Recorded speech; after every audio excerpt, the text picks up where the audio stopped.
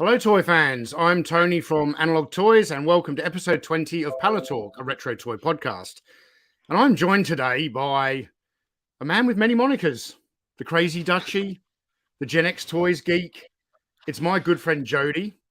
Jody, how are you today? Greetings and salutations. Doing well, Tony. Doing well. I was waiting for that.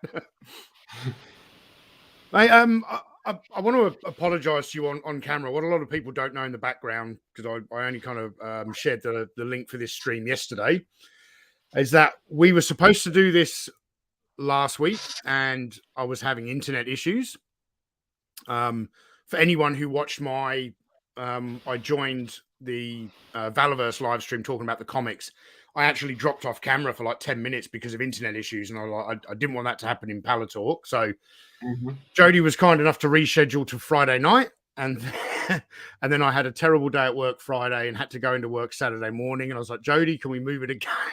But we're finally here. So my sincere apologies for messing you around. But first of all, Jody, I made a video, was it last week, I think, or the week before?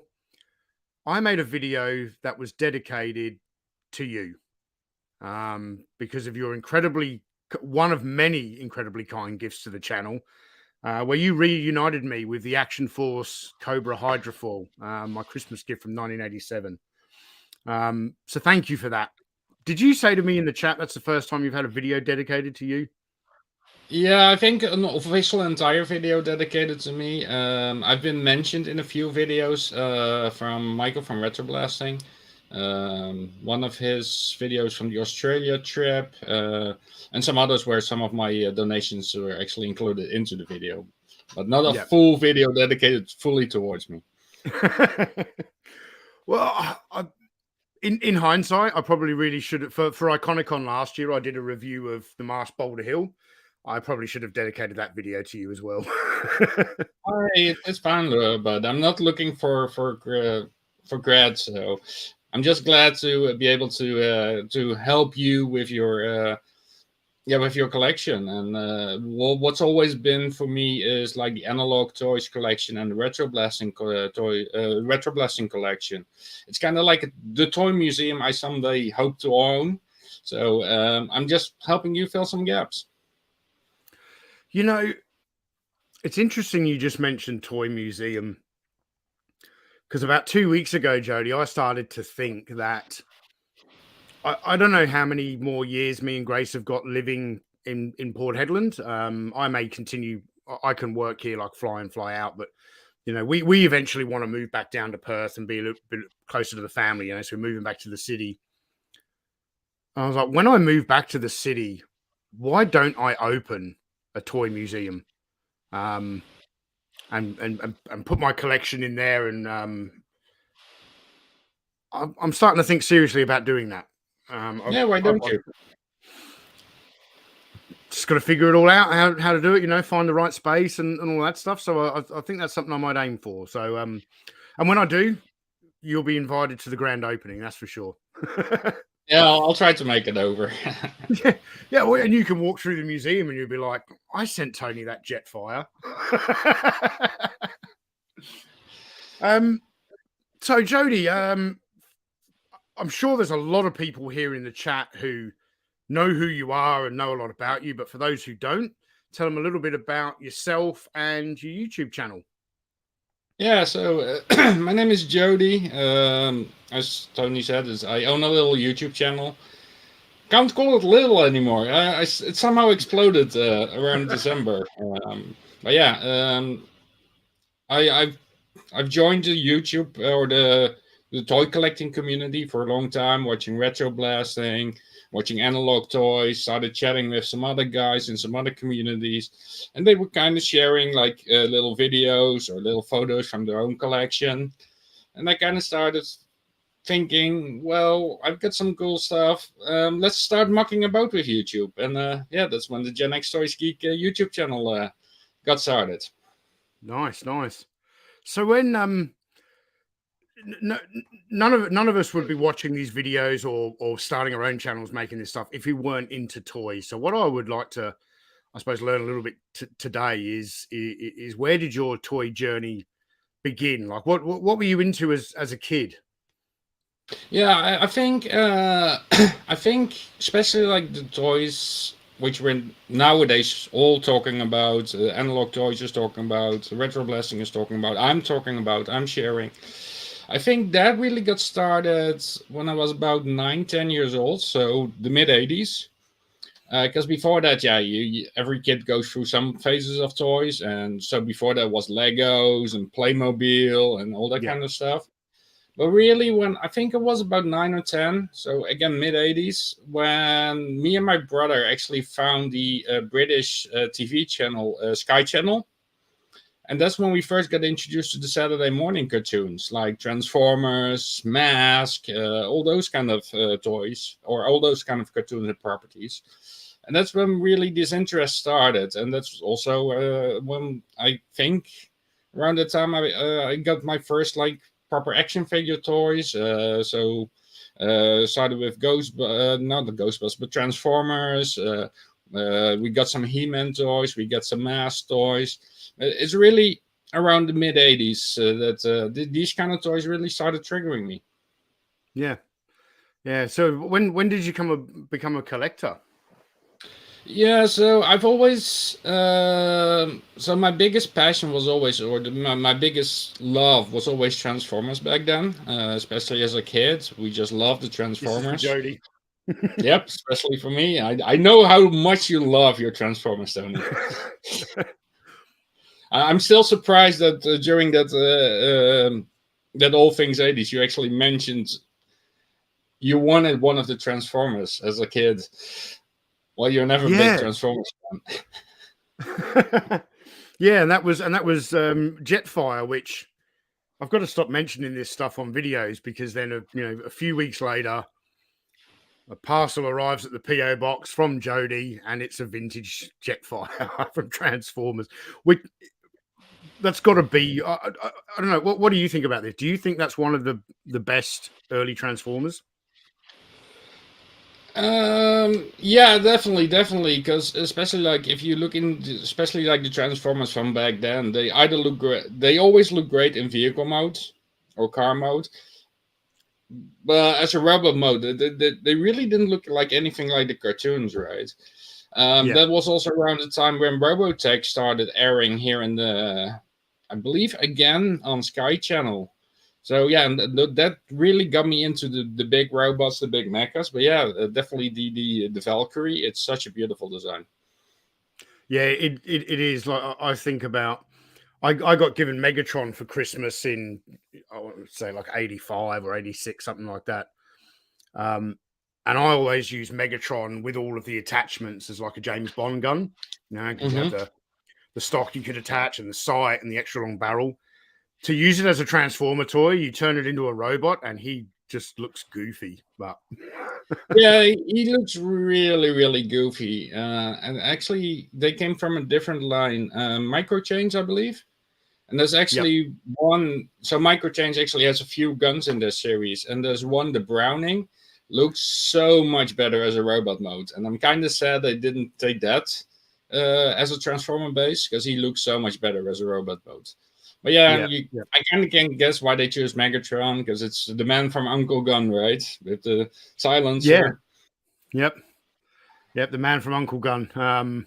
I didn't learn about that until I was researching my first video about Transformers. When I learned about, in Japan it was actually advertised as the gun from Man from Uncle. So yeah. So I've been curious because I feel as though you've been in my audience from the very start of the channel, which is getting close to 6 years now. In fact, excuse me, I think we have our sixth birthday just after IconicOn. Hmm. When did you first become a viewer of? I mean, first of all, which channel did you find first between Yeah, so Toy Collide, Retro that's Buff, and all actually those? a funny story because like especially in like the early 2000s, early 2000s into 2010, that was a really big era for myself. especially toy-wise, because that was when all the Transformers, the masterpieces, and the third parties came out, and we actually got Transformers that look great in both vehicle mode as well as in robot mode, and they were actually cartoon accurate. So I started collecting those. Went into a couple of Facebook groups, especially Transformers related, to keep catching up the news. And all of a sudden, I see one of the posts pop up, and there's like this whole drama about this. Check this video out, and it blah blah blah. Was Retro Blasting's first Transformer video, and the whole community there went pissed on Michael. And I watched the video, and I laughed my ass off. Like, I love Transformers. I really love Transformers. But I know the pain points as well in Transformers. I know the design flaws in Transformers. I know there's plot holes and there's animation errors. That video was so funny. And that's when I started actively following Retro Blasting. That also leads into another funny story, because Retro Blasting started releasing more videos, and especially about 80s cartoons. And every time he launched, like when he launched his M.A.S.K video, I went online, downloaded all the M.A.S.K, watched all the M.A.S.K cartoons, and then started recollecting the M.A.S.K toys. And via Retro Blasting, you get introduced to the community, you make your friends, and yeah, you eventually, of course, end up at Analog Toys. But yeah, Retro Blasting is the gateway drug. Yeah, yes. Yeah, I mean, I've said it many times. Analog Toys, certainly in this form, wouldn't exist if it wasn't for Retro Blasting. You know, I can remember a period there around, I want to say, like 2013 or 14, maybe even 2015. You had the Toy Hunter TV show, which I had a real love-hate relationship with. I think when I stumbled across that show, people had uploaded the episodes to YouTube because it wasn't aired on television here. And I think when I found it, the first season had already like aired and had been out, and then I went and watched the back catalogue of episodes from season 1, then I watched season 2 as it came out, and then season 3, and I watched it because I loved seeing all those old toys and seeing what it was like to go to big toy shows in America and toy stores and things like that. But I really didn't like the fact that the show was, you know, so focused on the monetary aspect of toy collecting and how you could make money. You know, it's like, you know, the porn stars, porn as in PAWN. Mm-hmm. It's like the porn stars of the toy industry. I was like, I wish there was better toy content I could watch. And I was always on YouTube searching for videos, but I would often search, you know, use search terms along the lines of vintage toy review. And if I had been using the word retro instead of vintage, I would have found Retro Blasting years earlier. But I didn't. I stumbled across them in 2015 or I think 2016. The first video I ever saw was their toy review of Ghostbusters, and I was like, man, I instantly fell in love with this channel. I went to the channel page and then just binge watched their entire kind of back catalogue, and I was like, I've just found not only what I think is the best toy kind of pop culture commentary videos on YouTube, but I found a format that one could really relate to and appreciate. Yep. And I was like, I hadn't had any aspirations to run a YouTube channel. I had made my documentary about Action Man, but when I saw that, I was like, you know, I'm not a massive. I don't have anything against like the hands in the camera reviews, but it's not the way I would like to make videos.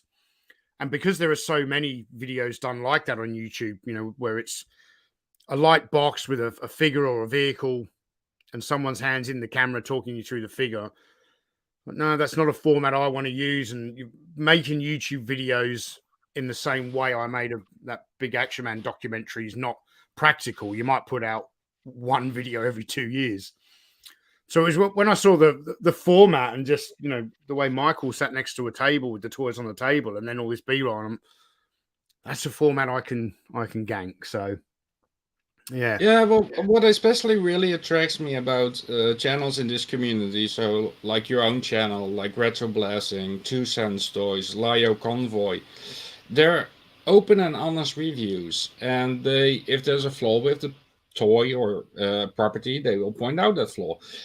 I really cannot watch like happy Georgia videos. Like everything is awesome, everything is awesome. No, and like you say it yourself, your channel is partially orientated or influenced. Your format is influenced by retro blasting. Same like my channel. A part of my format is heavily influenced by retro blasting and analog toys. But Bobby O. Collins says, so he's talking about the hands in the camera videos, like, but some of us have ugly faces. Look, as I said, I don't, one of my favorite channels, Jody just mentioned, 2 Cents Toys. I mean, that's a hands in the camera channel for a reason, because of Sal's occupation, which I won't reveal. He wants to keep his identity a secret. Totally understandable. So what I'm saying is that's just not the type of videos that I wanted to make. Mm-hmm. I appreciate. Well, my own channel is not an on-screen or face on-screen channel. The first few videos actually have me a little in the picture. I'm doing it because it's a lot easier not to be on camera, to be honest. Yep. That's what I like about my own format. It actually helps me a lot. I'm not one that like you or Michael from Retro Blessing can actually build an entire script in advance, have your script in your head, and do your presentation with, I don't know how you guys do it, without any cue cards or without any visual aids. I can present, but yeah, I need my visual aids. Oh, well, you say I don't have a cue card. I literally have a paper printout of my script once it's finished. Yeah.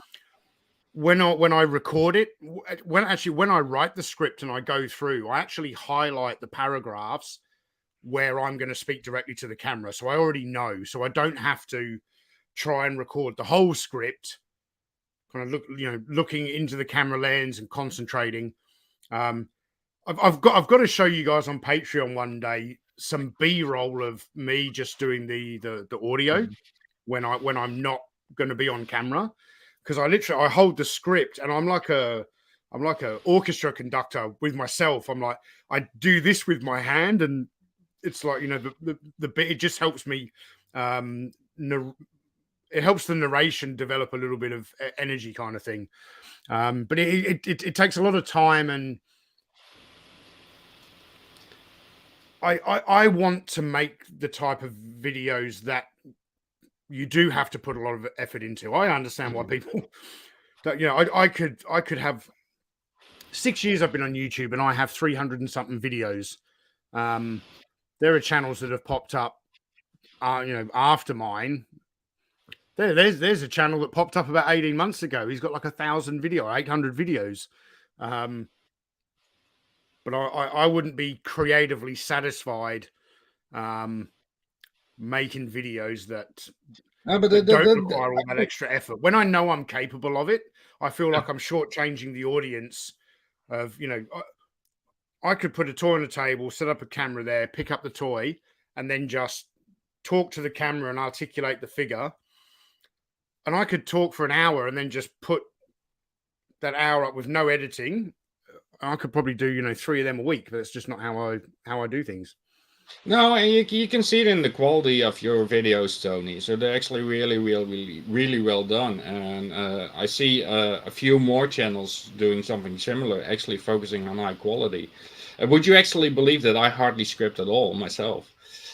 Really? I have a very different method of procedure, because my channel is really aimed at graphics and graphical works and doing my toys on the turntable. My way of working is I have a rough idea of what I want to do. Mm-hmm. Then I start working on graphics, and actually the graphics tell me the story. And based on my graphical story, I then actually start working on some scripting text and working on text. So I actually work in a completely different reverse manner. Hey, everyone's got their method, and I really think that you just have to go with the one that works best for you.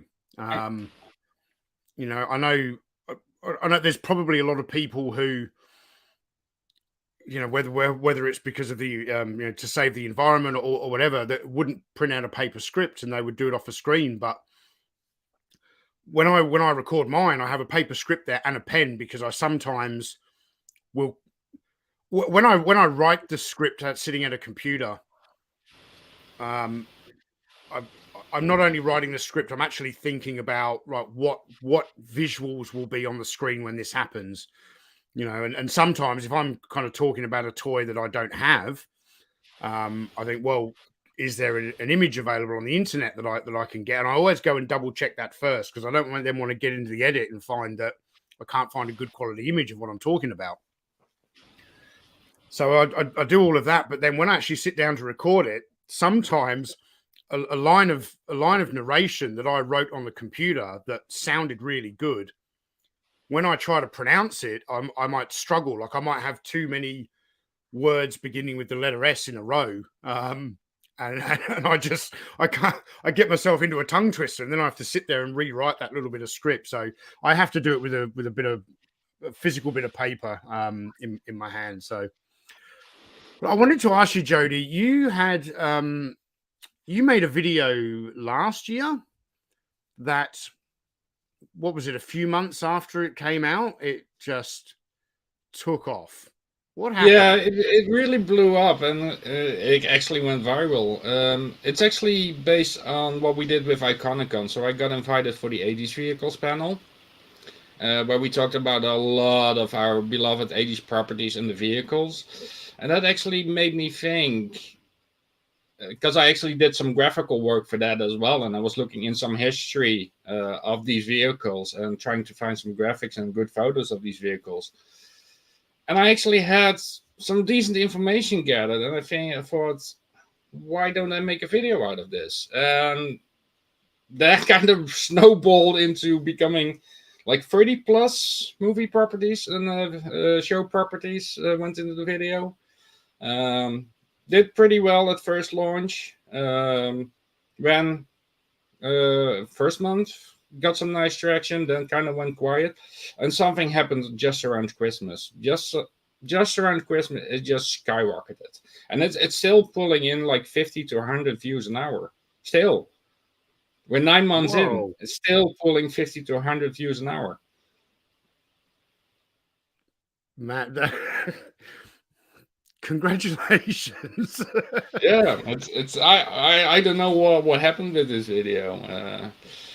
I know what there's one disadvantage, of course, of having a video skyrocket like that is, yeah, you're constantly having to maintain the stupid comments. And man, now I know somehow why Michael sometimes really gets frustrated, or why you really get frustrated on some of the comments, because man, there are some stupid comments. I've tried to get a bit better with that. You know, I let Tim Ward do a lot of stuff, but often where I would respond to, well, first of all, you get the mean comments, and then there's the stupid comments, and then there's just, you know, the comments of the general audience. The mean comments, I would often react to. I really don't do that anymore. I just either delete the comment, or if it's bad enough, I just instantly block them. The stupid comments, I don't engage with anymore. It's not. Well, did you know that I'm apparently a Yugoslavian Mexican? What? But yeah, well, what I've really noticed about these comments, and that's is, you actually mentioned a number of times before, when you do a list, you get like, you forgot this, you forgot that, you forgot this. I got so fed up with that I actually made a pinned comment. Don't tell me what I forgot. And they still do. And I said, well, you forgot to read the pinned comment. Piss off. Yeah. Yeah. It's amazing to me how many people out there just don't. And it's not always with list videos. Like I had one recently. Well, so one of the earliest videos on the channel, you know, probably the 5th or 6th video I ever made was a history of the Mego kind of toy company. And it was an abbreviated history. You know, there's so much to talk about with Mego. You could make a 2-hour documentary. I made like a 10 or 15-minute video. And someone mentioned the other day in a comment, this video is like 5 years old. They said, you forgot to talk about Planet of the Apes. I'm like, no, I didn't forget. I didn't own any Planet of the Apes toys. And as I mentioned, when I'm writing a script, I have to think about what I'm going to show on camera. You know, and it wasn't, I didn't make a video. It wasn't called the Encyclopedia of Mego. It's the history of Mego. But it's just the way people just phrase the comment. It's like all normal social behavior, you know, the way you would talk to someone face to face as opposed to on the internet. If it was face to face, someone's, you know, meeting me, say it's at the IconicOn meetup, you'd be like, hey man, it would have been really cool if you had talked about Planet of the Apes in this video. Why didn't you? Instead of going, you forgot Planet of the Apes. Mm-hmm. I didn't forget. I wanted to talk about Planet of the Apes, but I had no toys I could show. So I had to make an executive decision. Does that mean that I can't make a video about Mego because I don't have Planet of the Apes toys? It's a very odd flex. And the top 10 list ones are they're awesome. When you get some people who go like, hey, great video, my list would have been this, and you look at their list and it's completely different. And you're like, hey, they appreciated what I had to say. I get some people, certainly on the G.I. Joe one, who will offer me their list. You know, like, hey, this would have been my top 10, and they rattle it. And every single figure they rattle off is from a certain year. Let's say it's like all from 1984. And I'm like, my audience would slam me if I made a top 10 video about any toy line and just basically because what that video really should have been is I think 1984 was the best year of G.I. Joe. That's not my favorite year, but you'll find out more about that during IconicOn. But yeah, the people who get angry with a top 10 list, which if I went and made any of those videos again now, my top 10 would probably be completely different. Oh yeah. Yeah, completely different. It wouldn't be the same.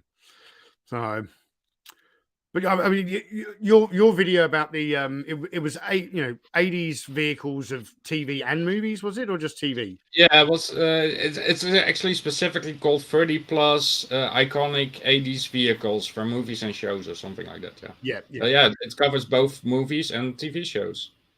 So what's the number one thing that people tell you forgot on that video? Automan.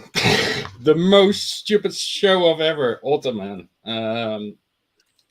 I looked at it quickly. I know it's by far a fan favorite, especially in our community. I've never seen the show. The Lambo in there is hardly recognizable as a Lambo because it's all like digital CGI effects.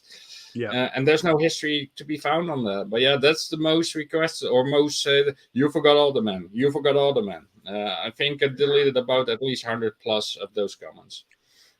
Yeah. So that probably means there's about 100 people out there who are Automan fans. Yep. And the rest of us just got on with our life. I just wanted to address a couple of things in the chat here. Tim Hayes says, hi, Tim. How are you? It's your birthday soon. Same day as me. Same age as well. Tim Hayes says, yes, Planet of the Apes requires the toys first, but then it seems like it gets mentioned quite a bit on some other channels. Well, I've now found a very clever way around this. One of the panels that I'm hosting for IconicOn is a panel about Mego's Planet of the Apes, even though I still don't own. Actually, I think I've got one figure, but it needs a restoration. So that panel is going to be with myself and the Brick Mantooth YouTube channel. And that guy, you know, he's the man behind the Plaid Stallions website, the Mego Museum website. He's got all the Planet of the Apes toys. and that's, I believe, on the first day of IconicOn in the afternoon, evening. So I'm finally gonna get some Me Planet of the Apes content onto my channel. So just going to refer back to some of my my questions here. I know I sent you through some show notes before, and you know, I don't strictly follow these, but so what toy lines are you currently collecting today? I know you're very much into Transformers and M.A.S.K. Is there anything from M.A.S.K you're looking for, or Me into Transformers? What makes you think that?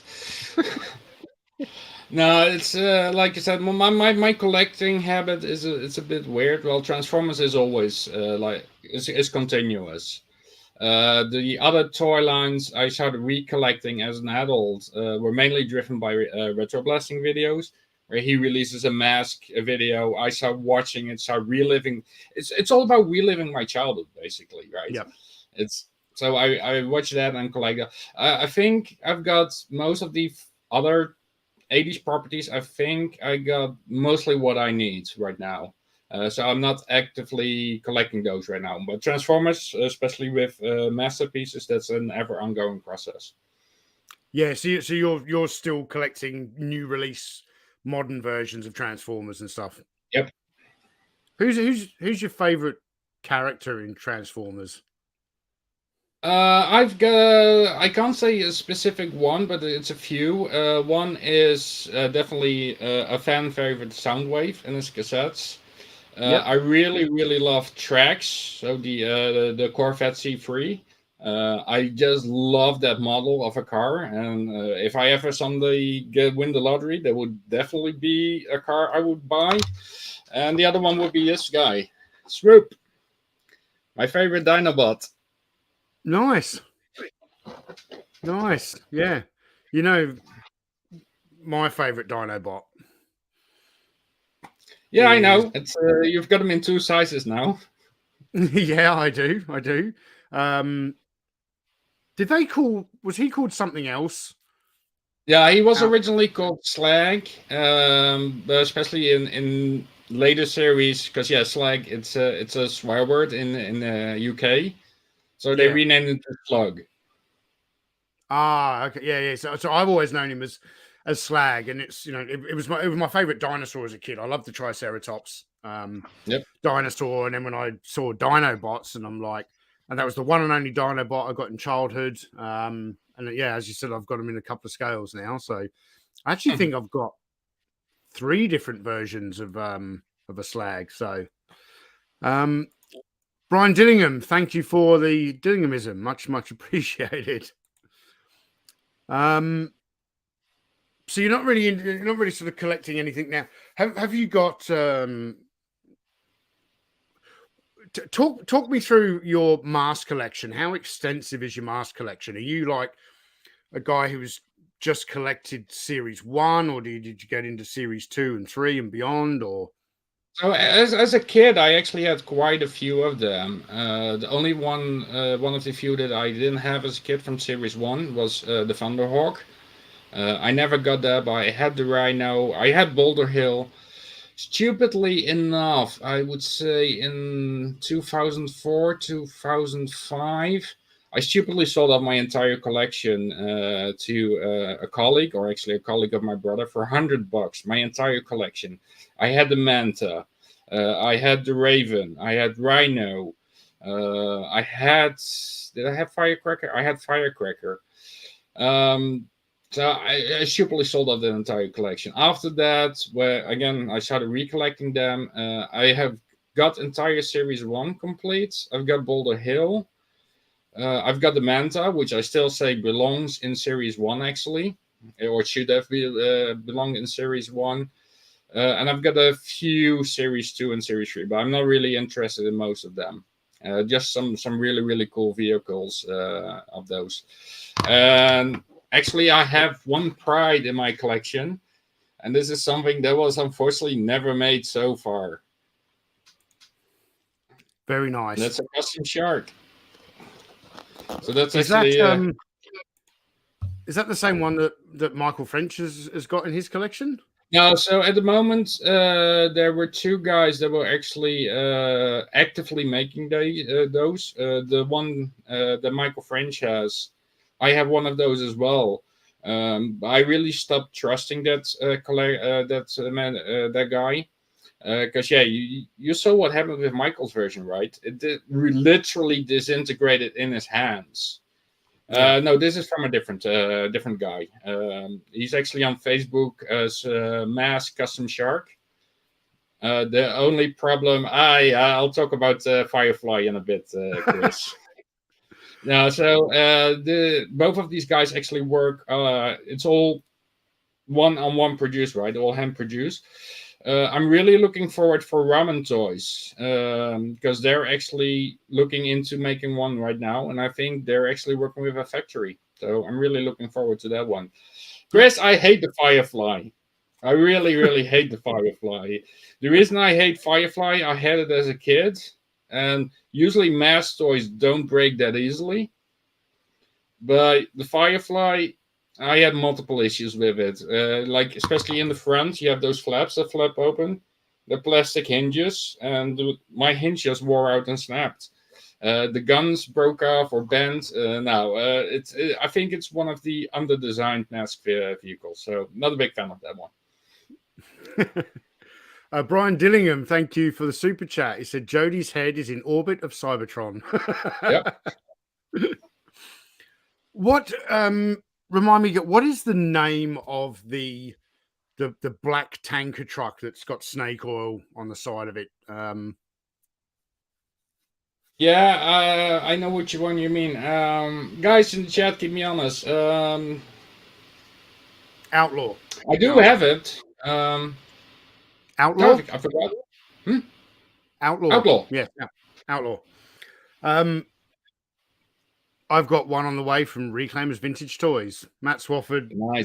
I was chatting to him the other night and I was like, hey man, I'm just in the mood to buy myself something. Like get myself a treat. And I was like, what Joe stuff have you got at the moment? I did actually buy a few G.I. Joe figures off him kind of the week before, and I don't know, a few other bits and pieces that I wanted. But I was chatting to him the other night and I was like, hey, have you got anything that you haven't yet put up on your Patreon or your Instagram? And he's like, yeah, I've got tons of stuff here. And he's sort of rattling all this off. And it's like, I was either like, oh, I'm not interested in that, or I've already got that. And he's going through this. And we were back and forth messages for probably an hour. And then he's like, oh, I do have a mint complete Outlaw with a box. Like the flap, the box flap on one end is torn off, but the actual artwork's quite nice. I'm like, sold. I didn't even ask him the price. Sold. I'm having it. So I've got an Outlaw on the way now because that's a cool toy. Yeah, he's such a great shop, and he has such great items, and they're all in near mint condition. I'm a subscribed to his Patreon as well, but last year I bought some Starcom from him as well. Yeah, nice. Yeah, I love me some IconicOn. I love me some Starcom. Yep, very cool. Yeah, so I've got this guy and this guy. They're sitting on top of my monitor. So these guys keep me company. I just love. I seem to have something with transforming toys, right? Because my first is Transformers, my second favorite is M.A.S.K, and my third favorite is Starcom. And all of them transform. So would I be right in saying that is it the vehicle part of it that really appeals to you? Yeah, I'm more a vehicle collector than a figure collector. Because like especially like in the early 2000s, for some reason either it really got late in the Netherlands or I got into it late, and that's Star Wars. Especially like in my late teens, early 20s, I really started collecting like spaceships. I'm really into spaceships, and that's how I really started my love for Star Wars is the spaceships. And I started collecting models, and I started collecting the Star Wars Lego sets. So yeah, I really love the vehicles design more than the action figures. Yeah. and it's very much the opposite for me. You know, I'm primarily a figure collector. For me, it's about the characters and the costumes or the uniforms.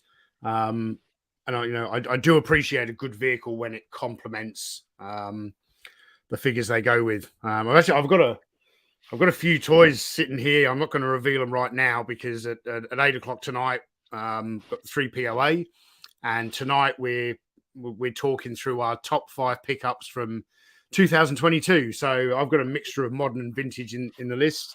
I keep looking at my number 1 pick right there, but I'm going to reveal that on the 3 POA. I don't want to steal their thunder. So, what's your level of involvement this year in IconicOn, Jody? What have you committed to for IconicOn? Yeah, so I'm part of one panel. I originally planned to do actually a follow-up on the 80s vehicles to do a 70s version. I was planning to do that, but yeah, I started a new role in the company in February, and that's got me so tied up that unfortunately I had to drop off for doing a pre-produced content. So this year like last year, will only be a panel. And which panel was that? 90s Transformers. You had to think about that for a minute, didn't you? Yeah, I had to think which one was it, but yeah, of course it's Transformers related. Yeah. I actually gave Michael some grief over last year because last year they also had a Transformer, one of the Transformers panels, and they didn't have any Transformer fan in there. Actually, it was the Big Three. It was the Big Three, and there was lacking a Transformer fan. And it was like, where are the Transformer fans? So now the Transformer fans get their own dedicated panel. Nice. Yeah, I'm hosting four panels. I think I'm hosting. I'm on a few more, so I'm hosting 3 panels. So I'm with G.I. Joeberg. We're doing for the 40th anniversary of G.I. Joe. We're doing which year was best. So between me and the 3 G.I. Joeberg guys, we're all picking a different year, and we're going to have kind of 15 minutes each to argue why we think that particular year is the best, and then I'll arrange an online poll where the audience can go and vote for who they think gave the best argument. And then I might have a special prize for the winner, but I'm not going to tell the Joeberg guys what that is yet. Are you picking 87? Nope. No. Why would I pick 87, Jody? Did I get it wrong? 87 is your favorite Action Force year, right? Yeah, but what we were getting in 87 in the UK came out 2 years prior in G.I. Joe. So in G.I. Joe, so yes, that when you look at it like that, that is. So I'm picking 1985. It's no big deal. I told the guys that's the year I'm picking.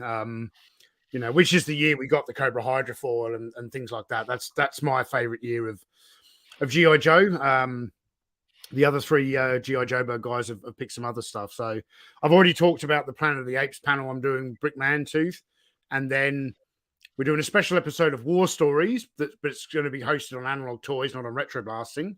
And that's going to be me, Michael, Melinda, and Matt Movie 611. And we're going to be talking about Rambo 3. But yeah, I'm on a couple of other panels. I'm on the game show. And I'm going to have 3 pre-produced videos if I can get them all done. I'll definitely get 2 of them done. So one of them is going to be my review of the 1990s Action Man James Bond figures. I've got them all now. I've got all 6 of them. Yes. I'm thinking, I've got my Analog Toys t-shirt, but then, the reason I own this t-shirt is because I wanted to wear a Transformers shirt when I made my Transformers video, and I often do similar things. I'll wear a G.I. Joe shirt when I'm talking about G.I. Joe, or when I talked about Indiana Jones, I actually wore a hat and a similar looking shirt. I'm like, what do I do for James Bond? I was like, I don't want to wear a shirt and a bow tie. I really don't want to wear that. And I thought, well, it's for IconicOn. I can just wear my IconicOn shirt and get away with it. Well, you also have those T-shirts which look like dress shirts with a bow tie. I don't own one. And I don't think I want to.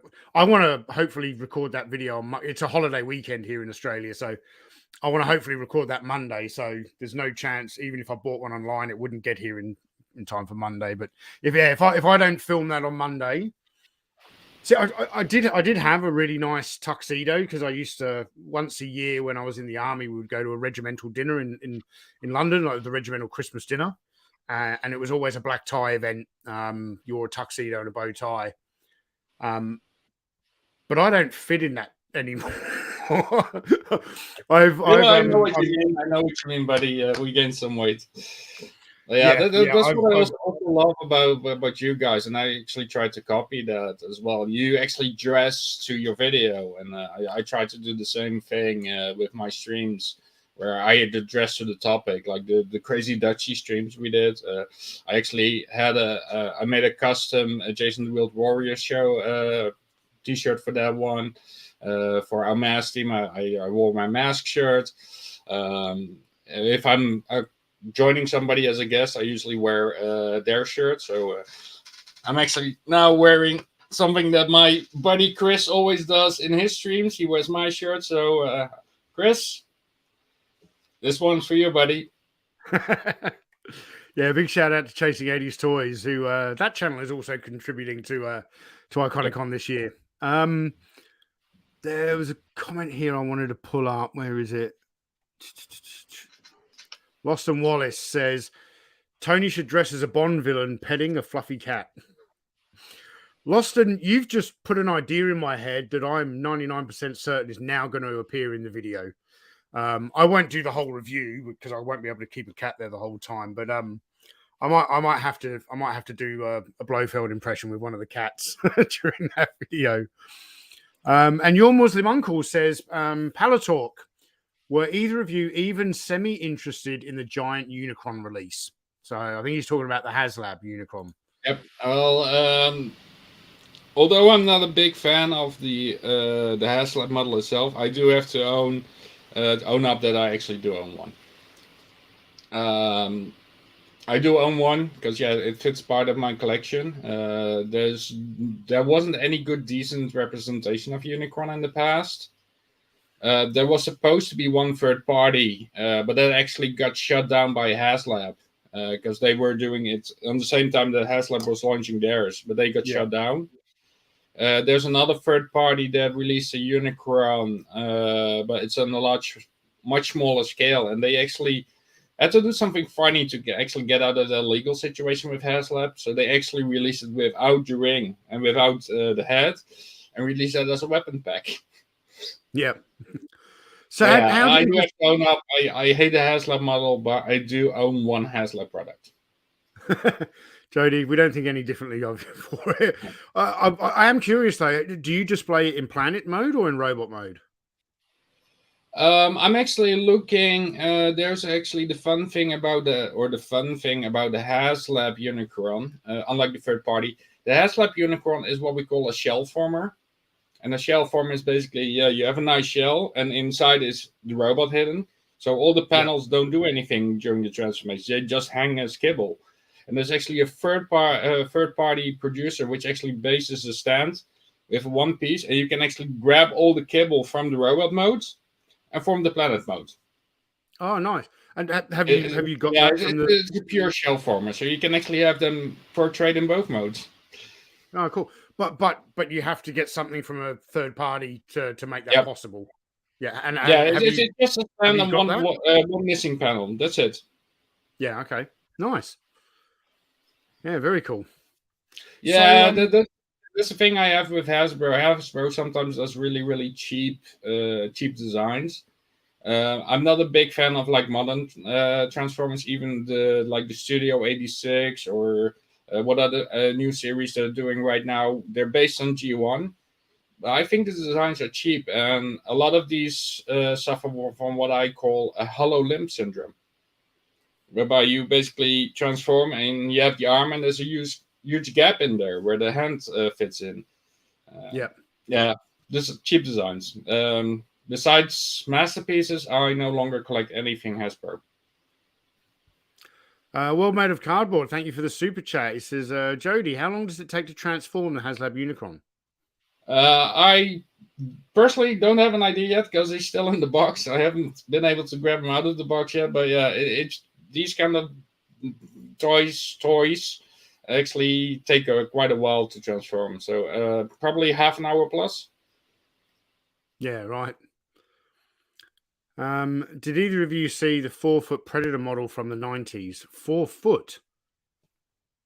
No, I didn't. Yeah, so I've well, technically, Jody, I bought part of a Unicron as well, so you don't have to sit there and say you're owning up. You know, I own up to the fact that I bought part of one, but there's a whole story there that I know you know. Let's not get into that. What have you seen the full schedule? I know I don't think anyone's seen the full schedule for IconicOn yet, unless you're on the planning committee. I believe the full schedule is coming out tomorrow. There have been a few last minute changes, but I think we're ready to publish it Melinda's ready to publish it on the website tomorrow. So we'll see what happens there. It's packed. It's totally packed. I've seen an earlier version of this channel of the schedule, and it's completely rampacked full. Yeah. So like what? Killer Mogwai, thank you very much for the super chat. It says, "Have a pint on me." Much appreciated. Thank you. Yeah. What? One of the very early decisions we made this year was said, "Hey, we can't just have a 30-minute gap between panels. It was too hard on all of us last year." So there are actually less live panels this year, but there is more pre-produced content. There are more contributors this year than there was last year. So they're going to be there's a 90-minute panel and then a 90-minute gap, 90-minute and in those gaps you'll get pre-produced content. But yeah, we've got an amazing lineup of guests this year, some incredible panels.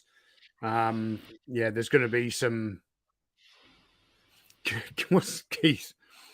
Keith Knight says, Tony, will there be an idiot time guide for knobheads like me, like last? Keith, this year we've been able to set up the IconicOn website so that when you visit the schedule, it should show up in your local time zone.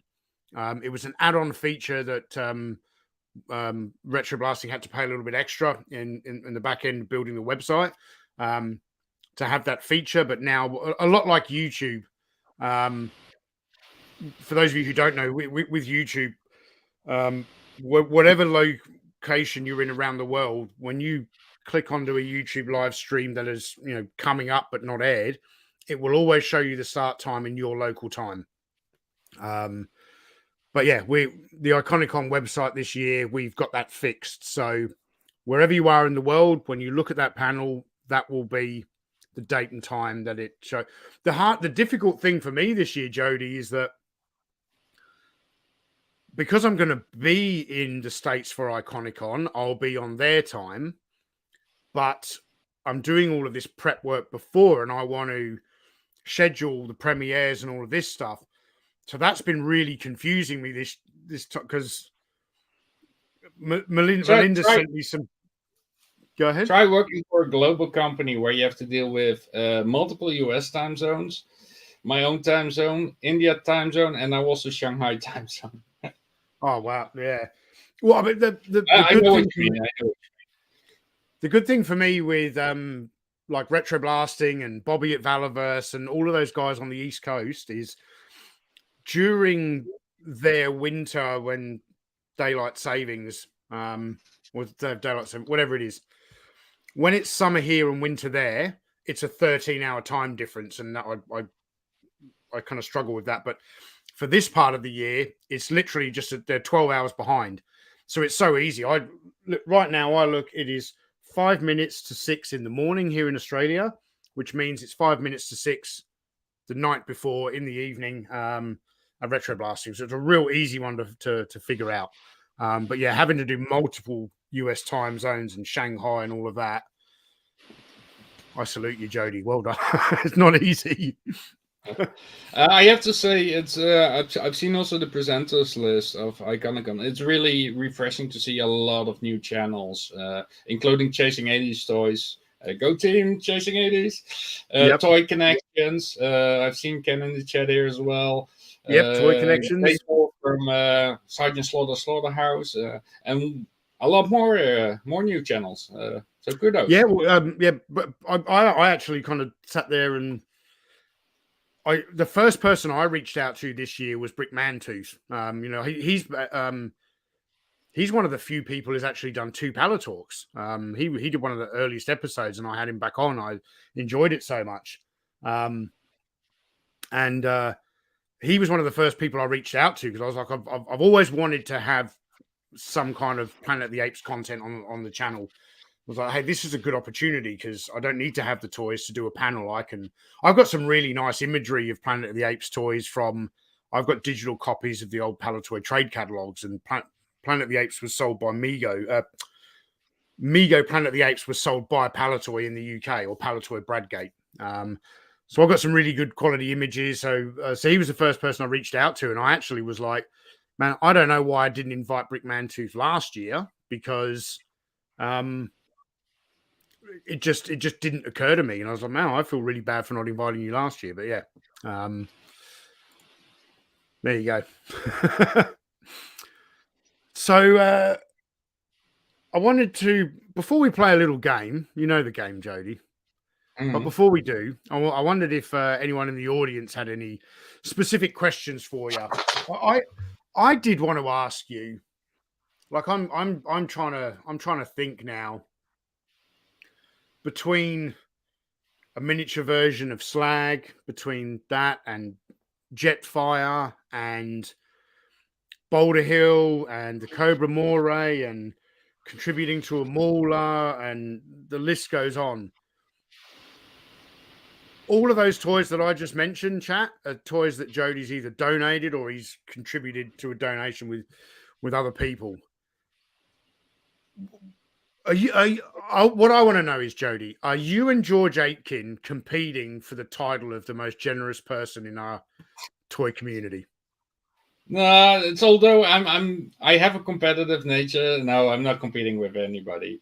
Like I said, I see your collections as the toy museum of my dreams, and if I see some gaps, I help fill in the gaps. This year, you'll see some less of the donation. I'm focusing a bit more on myself this year. So, yep. But yeah, if I see some gaps, I like to help people and fill in some gaps. I did the same for Chasing 80s Toys, same for Retro Blasting, some other channels as well, some donation gifts. It's all fun. It's good. It's a nice community. We help each other out. So why not? You guys give me, and I'm talking about everybody, you guys give me hours and hours of pleasure with your video. Least I can do is give something back, buddy. Yeah, and look, much like yourself, right? You know, I've sent a lot of things to Retro Blasting over the years, and well, not just Retro Blasting. I've seen, like, we got Dusty Toys in the chat here. I sent him a mystery box a while ago. You know, there's been a number of people I've sent things to friends who don't have YouTube channels, because for me it's not about that you know, public display of appreciation. But if ever I'm feeling a little bit down and I need to be cheered up, there's a few Retro Blasting live streams that I've got saved and I like to go back to. The one where I sent Michael the autographed Kylie Minogue photo, and I actually organized it with Melinda to get it sent to Melinda and have her kind of hide it or lie about it. And seeing his reaction to opening that up, I can go back and watch that 10 times. And I love it. That's also my main reason for doing it, Jody. I'm not looking for getting like praise or thank yous. My biggest joy is to see other people enjoy. If you unbox something like the Boulder Hill, your reaction, that's priceless. And like you said, I also have a full list of playlist of all these donations, and I often go back and you seeing your reactions, seeing Michael reactions, that's priceless. That just fills my heart. Keith Knight says here, Jody sent him the Ecto one and Back to the Future Advent. Keith doesn't have a YouTube channel. Tim Ward said Jody was generous to me, and I don't have a channel. It's just about this community. So that's awesome. So, well, look, Jody, we've been going for an hour. Are you ready to play a little game that I like to?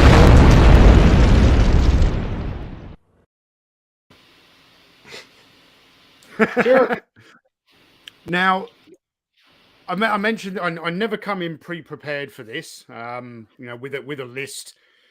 I'm going to throw out 5 things there. Could be anything: toys, movies, other YouTube channels, whatever. And you've got to try and sum them up in one word.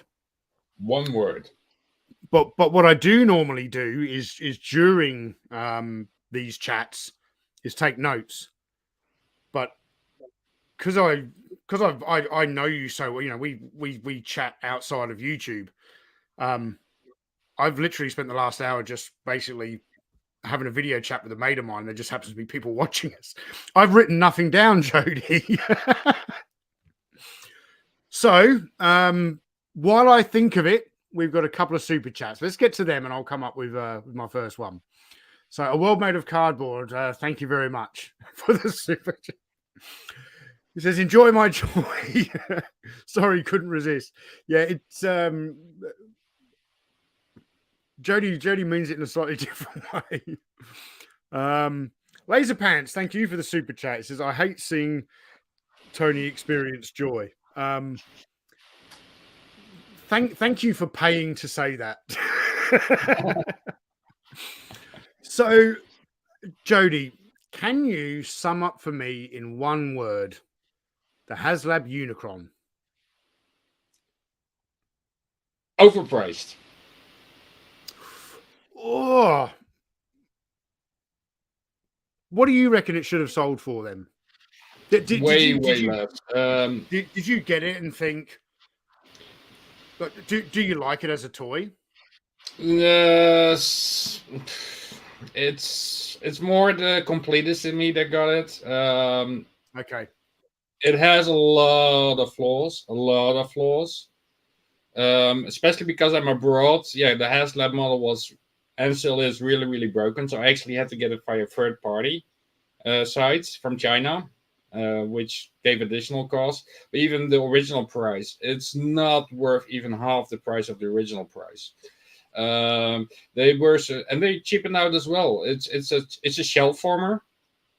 So none of the planet shell actually hides. It's all kibble, back kibble, cheap design. It was supposed to come with little tiny minifigures which you could put on there, which turned out, I believe, Lio mentioned it or Sal, they're just little blobs. They really cheapened out on it completely. Not worth the price. Yeah. Fair enough. All right. Well, can you... Got a good one. Can you sum up for me in one word the M.A.S.K Firefly?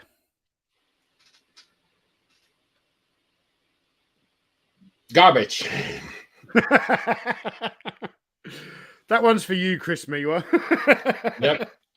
And for the Chasing Eddie's Toys channel. Yes. All right, that's 2. We've got 3 to go. Can you sum up for me in one word retro blasting? Integrity. It's a good choice of word. You're really good at this game, Jody. It doesn't check you just some people really struggle. The first word that sort of pops into my head is genius. Like, being a content creator myself and creating videos in a very similar kind of style and format to Michael French, I'm so envious of his ability with the written use of the English language. His writing skills are phenomenal, Tony. His writing Yeah, skills are phenomenal, especially for me. I can't even though English is not my native language, but I can't even do what he does in my native language. He yeah, is such a phenomenal writer. yeah. I makes me think I should have paid a little bit more attention at school, or maybe I should have gone to. Well, I did eventually go to a college, but it was like a technical college to learn a trade. Oh, It wasn't. language also in school wasn't really my thing because even if I actually did better in English than I did in Dutch. I think for overall my school years, for Dutch grammar, and Dutch grammar sucks. If so, in Netherlands we use a scale from 1 to 10. We don't do that A B C D whatever. But from 1 to 10, just in Dutch grammar, I think in overall, if I scored a 4, I think that would be high for Dutch grammar. Okay. Yeah. Like English was one of the subjects that I did enjoy in school. I didn't like a lot of the academic stuff, and it wasn't that I couldn't do it. Like I was actually really good at algebra for some weird reason, and particularly algebra. I'm very good at trigonometry. I think because with trigonometry you can draw it. Because I had to use trigonometry a lot in college when I was doing my trade training. You know, I could draw the triangle and then work out the sum, and I could look at the triangle. I'd get my sum and go, I must have got that. I must have calculated that wrong because there's no way that angle is that size kind of thing. But I didn't enjoy it. I didn't enjoy science, but English was one thing I did really enjoy, and I feel as though I was relatively good at. But yeah, I never I spent too much time in high school not going to school. Sneaking off for a few periods at a time to go and smoke cigarettes in the park. Yeah. Keith Knight says he knows a lot about foul language. Does that count? Well, with Keith, you also have to actually grab a special dictionary because he speaks a lot of in his local lingo. Yeah, a lot of Cockney slang. Which I get most of that, but even now and again, there'll be a little bit of Cockney slang that kind of goes over my head as well. So, all right, two to go. Can you sum up for me in one word?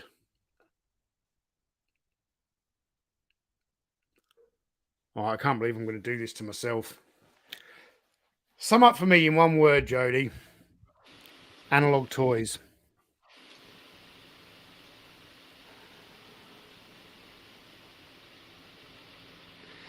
Yeah, I would kind of say integrity again, to be honest. Let me find I'm not something accepting else. that answer. You can't use the same answer twice. Unique.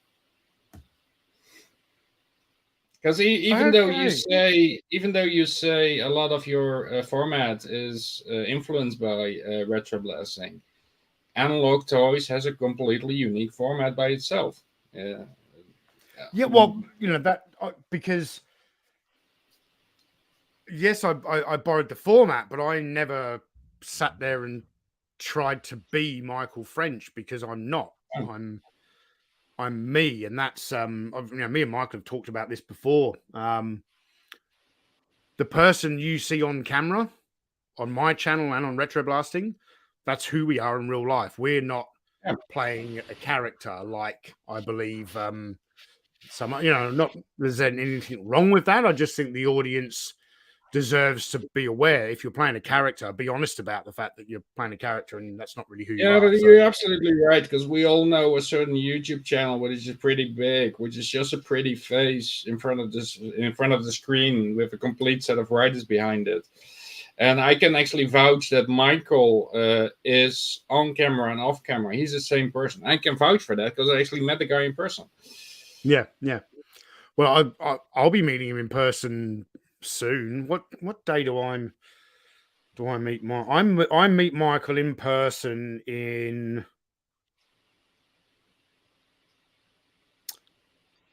4 weeks today.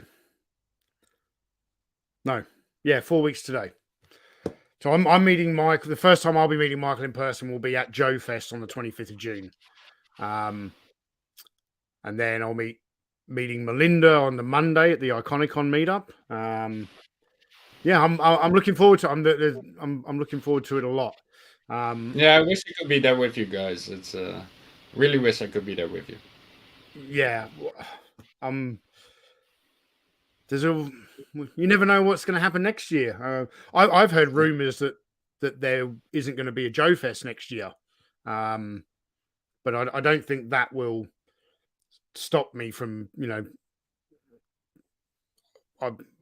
I would still like to go again just for the IconicOn experience. I'm really looking forward to this year. I get to spend the first 3 and a bit days of IconicOn at Retro Blasting headquarters. So for example, my Planet of the Apes live stream will be broadcast from the Analog Toys headquarters and things like that. So yeah,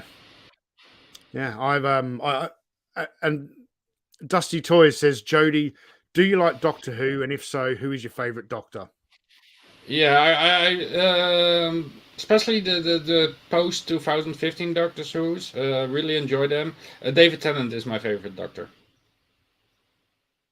Oh, okay. Yep, David Tennant. I'll always. I like Tom Baker, but also who was the one who used to wear the cricket jersey in the 80s? Yeah, I've tried to watch the old the original Doctor Who's. They're just a bit too old for me, I guess. I just really can't get into it. I also need to I be. take it you didn't. I take it you didn't see it when watch it when you were a kid, or No. I only got into Doctor Who like with 2015 with the newer ones.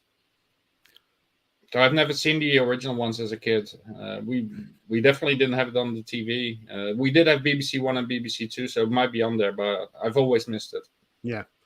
So I do really like Tom Baker, but I grew up with Peter Davison, so I've got a bit of a soft spot. But I'm not a huge Doctor Who fan. But I don't dislike it by any means, but it's I can kind of take it or leave it. I'll never become a huge collector of Doctor Who. I'm not going to ever sit there and watch all the media and get immersed into it.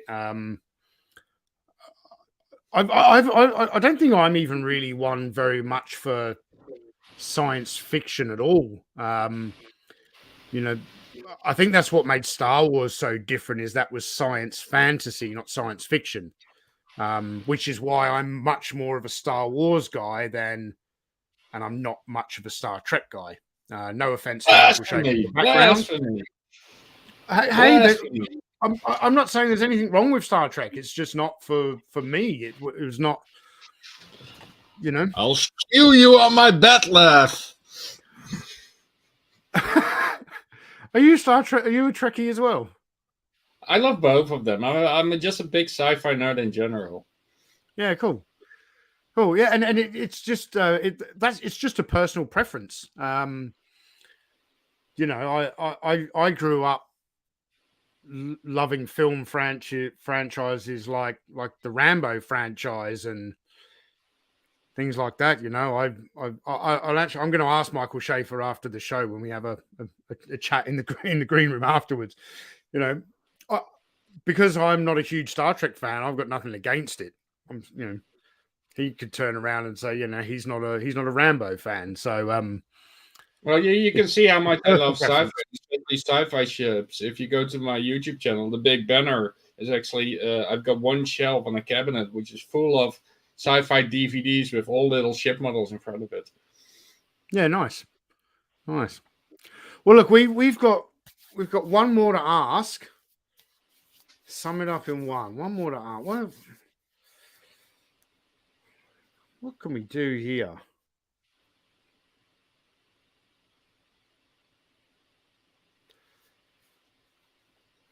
Can you sum up for me, Jody, in one word? the Desert Rat action figure? Want. Need. Yeah, so like I said, I'm not a big figure collector. I do have some 6-inch figures sitting on top of a cabinet, like Iron Man, Boba Fett, Vader, the Batman. And even though I'm not a big action figure fan, collector, I have some GI Joes for the vehicles. But yeah, the Desert Rat figure, that's definitely going up there, and it needs to be signed by Desert Rat. Absolutely, Jody. Absolutely. I will. But Bobby had said, a long time ago, that the first Desert Rat figure that I receive, he wants to be able to hand it to me in person, and that's actually becoming a reality now because, originally the figures were going to be shipping out in May. They've been slightly delayed. They will be here in time for Joe Fest.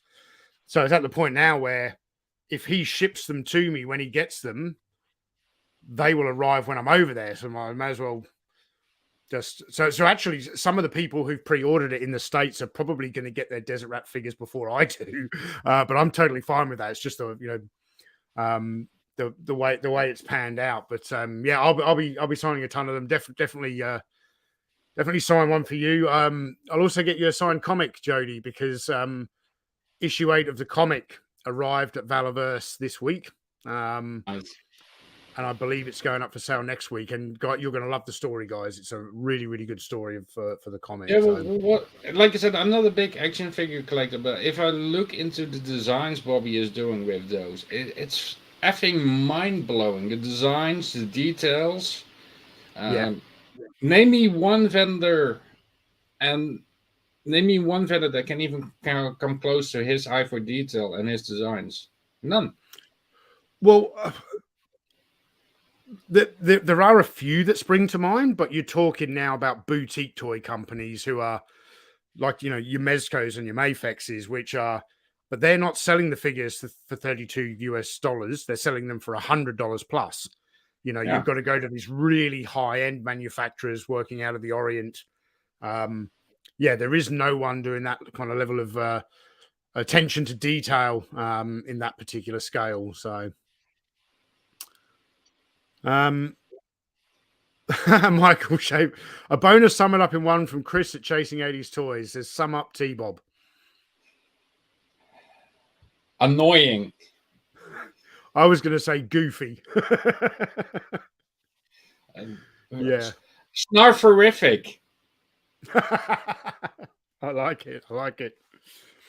Well, look, guys, I'm going to wrap the show up there. I know it's a little bit shorter than I normally do, but I do have to do a 3 POA, and I don't know if you probably can't hear it in the background because this microphone's pretty good, but I think I've shut one of the cats out. I can hear him meowing outside the window. But yes, I've got the 3 POA over on the 3 POA channel. Please subscribe. We're trying to get to 1,000 subs before IconicOn. We've got about 98 left to go. But also, please subscribe to the GenX Toys Geek YouTube channel. The link to Jody's channel is in the description below. If you haven't seen it, go and check out his viral video about iconic 80s vehicles of TV and movies. Jody, anything you want to say to the audience before we sign off? Yeah, it's definitely look forward to IconicOn. Keep a track of the IconicOn schedule when it's get launched. You'll see some amazing channels in there, and most of them actually sprang from this community. So I did. Are you taking time off this year? Pleasure being part of this community. The fellow collectors, I've got a lot of friends nowadays in this community. Yes. Yeah, I often talk to the wife and say, look, some of my best friends in the world, and the people I talk to every day are people I've never even met in person. So I'll be rectifying that with some people in June. I'll get to meet a few of them in person. Unfortunately, not all of them like yourself, but we'll meet one day, Jody. We'll meet and we'll have a few wines and smoke a few cigarettes together. So cool. All right, guys. Well, thank you so much to everyone joining in the chat. Thank you, Jody, for being so patient with my rescheduling. I don't like to do that with people, but we finally got here, and hopefully this isn't your last appearance on Palitalk. I'd like to have you on again in the future. So, all right, everyone, take care for now, and I will see you again at 8 p.m. US Eastern Time. Thanks, Jody. Bye-bye.